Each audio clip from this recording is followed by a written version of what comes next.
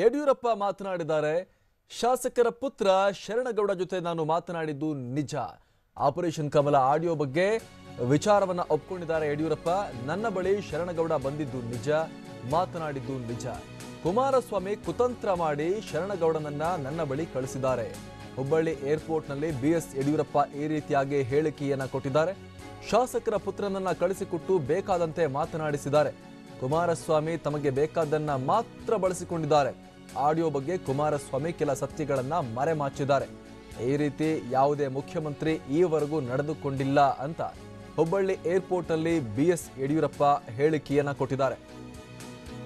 ಮೊನ್ನೆ ಕುಮಾರಸ್ವಾಮಿ ಬಜೆಟ್ ದಿವಸ ರಿಲೀಸ್ ಮಾಡಿದಂತಹ ಆಡಿಯೋ ಕ್ಲಿಪ್ಪಿಂಗ್ಗೆ ಸಂಬಂಧಪಟ್ಟ ಕುಮಾರಸ್ವಾಮಿ ಕೂಡ ಹೇಳಿದ್ರು ನಾನೇ ಮಾಡಿಸಿದ್ದನ್ನ ಅಂತ ಹೇಳಿ. ಅದಕ್ಕೂ ಕೂಡ ಬಹಳ ಟೀಕೆ ವ್ಯಕ್ತವಾಗಿತ್ತು. ಮುಖ್ಯಮಂತ್ರಿಯಾಗಿ ಏನಿದೆ ಹೇಳ್ತಿದ್ದಾರೆ ಇವರು ಅಂತ. ಈಗ ಯಡಿಯೂರಪ್ಪ ಕೂಡ ಆಪರೇಷನ್ ಕಮಲದ ವಿಚಾರವನ್ನ ಒಪ್ಪಿಕೊಂಡಿದ್ದು ಇದು ಕುಮಾರಸ್ವಾಮಿ ಮಾಡಿರೋ ಕುತಂತ್ರ, ಶಾಸಕರ ಮಗನನ್ನ ಅವರೇ ಕಳಿಸ್ಕೊಟ್ಟಿದ್ದು ಅನ್ನುವಂಥ ಮಾತನ್ನ ಹೇಳ್ತಾ ಇದ್ದಾರೆ.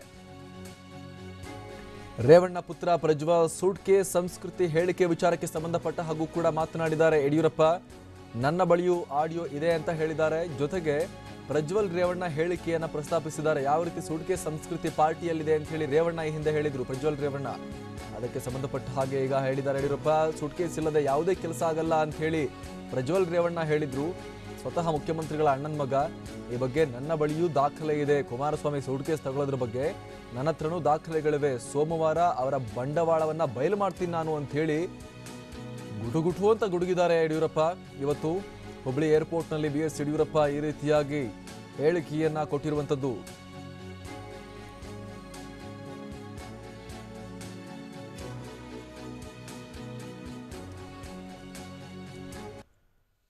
ಬನ್ನಿ ಹಾಗಾದ್ರೆ ಬಿಎಸ್ ಯಡಿಯೂರಪ್ಪ ಹುಬ್ಬಳ್ಳಿ ಏರ್ಪೋರ್ಟ್ನಲ್ಲಿ ಕೊಟ್ಟಿರುವಂತಹ ಈ ಆಪರೇಷನ್ ಕಮಲ ವಿಚಾರಕ್ಕೆ ಸಂಬಂಧಪಟ್ಟಂತೆ ಕೊಟ್ಟಿರುವಂತಹ ಹೇಳಿಕೆ ಏನು ನಾವೀಗ ನೋಡ್ಕೊಂಡ್ ಬರೋಣ. ಕುಮಾರಸ್ವಾಮಿ ಅವರು ಥರ್ಡ್ ಗ್ರೇಡ್ ಪಾಲಿಟಿಕ್ಸ್ ಅನ್ನು ಮಾಡ್ತಾ ಇದ್ದಾರೆ. ಬ್ಲ್ಯಾಕ್ ಮೇಲ್ ಮಾಡೋದು, ಕಾನ್ಸ್ಪಿರಸಿ ಮಾಡುವಂತಹದ್ದು ಪ್ರಾರಂಭ ಆಗಿದೆ. ಮುಖ್ಯಮಂತ್ರಿಗಳೇ ಹೇಳಿ ಎಂಎಲ್ಎ ಮಗ ಶಂಕರಗೌಡನನ್ನ ರಾತ್ರಿ 12ವರೆಗೆ ನಾನು ಏನು ಗೆಸ್ಟ್ ಹೌಸ್ ಅಲ್ಲಿದ್ದೇನೆ ಕಳಿಸ್ಕೊಟ್ಟು ನನ್ನ ಜೊತೆ ಮಾತನಾಡಿಸುವಂತ ಪ್ರಯತ್ನ ಮಾಡಿ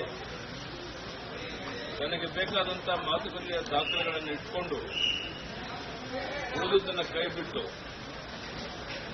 ಅವರು ಪ್ರೆಸ್ ಮೀಟ್ ಮಾಡಿ ನಾನೇ ಮಾತನಾಡಿ ಎಂಎಲ್ಎ ಮಗ ಶಂಕರಗೌಡನನ್ನ ಕಳಿಸ್ಕೊಟ್ಟಿದ್ದೆ ಅಂತ ಹೇಳಿದೆ. ಅವನು ಶಂಕರಗೌಡ ಬಂದದ್ದು ನಿಜ, ನನ್ನ ಜೊತೆ ಮಾತನಾಡೋದು ನಿಜ. ಏನ್ ನಡೀತು ಅನ್ನುವಂಥದ್ದು ಮುಂದೆ ನೋಡೋಣ.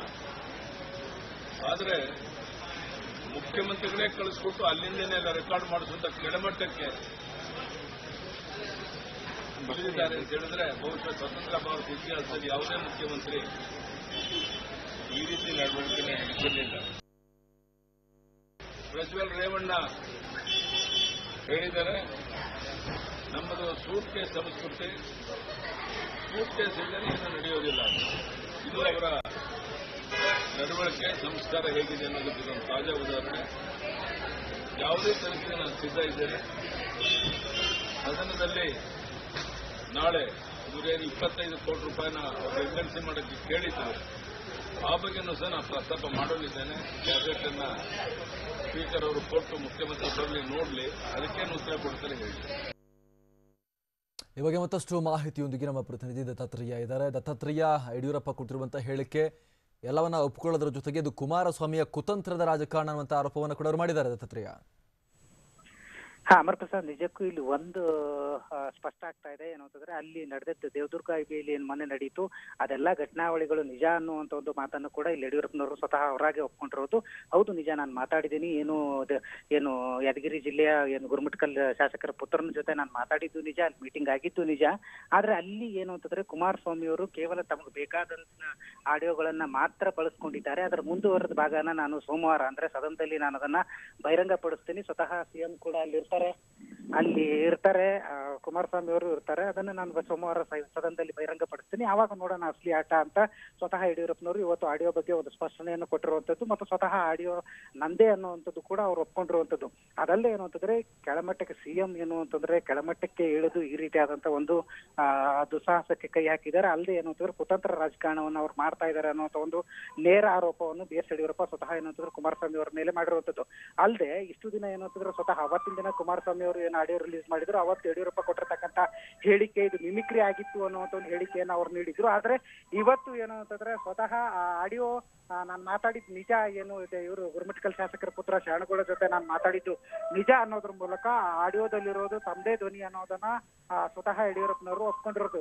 ಅಲ್ಲದೆ ಏನು ಅಂತಂದ್ರೆ ನೇರವಾಗಿ ಇದರಲ್ಲಿ ಕುಮಾರಸ್ವಾಮಿ ಅವರೇ ಭಾಗಿಯಾಗಿದ್ದಾರೆ. ಅವರೇ ಏನು ಅಂತಂದ್ರೆ ಪ್ರೀ ಪ್ಲಾನ್ಡ್ ಆಗಿ ಶಾಸಕರ ಪುತ್ರನನ್ನ ನನ್ನ ಬಳಿ ಕಳಿಸ್ಕೊಟ್ಟಿದ್ದಾರೆ. ಅದು ತಡರಾತ್ರಿ ನನ್ನ ಬಳಿ ಕಳಿಸ್ಕೊಟ್ಟು ತಮಗೆ ಬೇಕಾದನ್ನ ಆಡಿಯೋವನ್ನ ಮಾಡಿಸಿ ನೇರವಾಗಿ ಅವರೇ ಅದನ್ನ ರೆಕಾರ್ಡ್ ಮಾಡಿಸಿ ಬಿಡುಗಡೆ ಮಾಡಿರುವಂತದ್ದು. ಈ ಮಟ್ಟದ ಒಂದು ರಾಜಕೀಯ ಮುಖ್ಯಮಂತ್ರಿಯಾಗಿ ಮಾಡಬಾರದು. ಮುಖ್ಯಮಂತ್ರಿಯಾಗಿ ಇಟ್ಕೊಂಡು ಕುಮಾರಸ್ವಾಮಿ ಅವರು ಈ ರೀತಿಯಾದಂತ ಕ್ಷುಲ್ಲಕ ಮತ್ತು ಕುತಂತ್ರ ರಾಜಕಾರಣ ಮಾಡುವಂತದ್ದು ಎಷ್ಟು ಸರಿ, ಮತ್ತು ಆ ಆಡಿಯೋ ಏನು ಈಗ ರಿಲೀಸ್ ಮಾಡಿರುವಂತದ್ದು ಆಡಿಯೋ ಏನಿದೆ ಅದು ಕೇವಲ ಒಂದು ಭಾಗ. ಏನು ಕುಮಾರಸ್ವಾಮಿ ಅವರಿಗೆ ಎಷ್ಟು ಬೇಕಾಗಿತ್ತು ಅಷ್ಟನ್ನ ಮಾತ್ರ ಅವ್ರು ಬಳಸ್ಕೊಂಡಿದ್ದಾರೆ. ಅದರ ಮುಂದುವರಿದ ಭಾಗ ಏನು ಆಡಿಯೋ ನನ್ನ ಹತ್ರನೂ ಕೂಡ ಇದೆ, ಅದನ್ನ ನಾನು ಸದನದಲ್ಲಿ ನಾಳೆ ಪ್ರಸ್ತಾಪ ಮಾಡ್ತೀನಿ, ಸದನದ ಮುಂದೆ ಇಡ್ತೀನಿ ಅನ್ನೋ ಮಾತಿನ ಮೂಲಕ ನಾಳೆ ಏನು ಈ ಆಡಿಯೋ ಬಾಂಬ್ ಏನಿದೆ ಆ ಬಾಂಬ್ ಬಗ್ಗೆ ನಾಳೆ ಸದನದಲ್ಲಿ ದೊಡ್ಡ ಮಟ್ಟದ ಚರ್ಚೆ ಆಗುವಂತ ಒಂದು ಮುನ್ಸೂಚನೆಯನ್ನ ಇವತ್ತು ಯಡಿಯೂರಪ್ಪನವರು ನೀಡಿರುವಂತದ್ದು.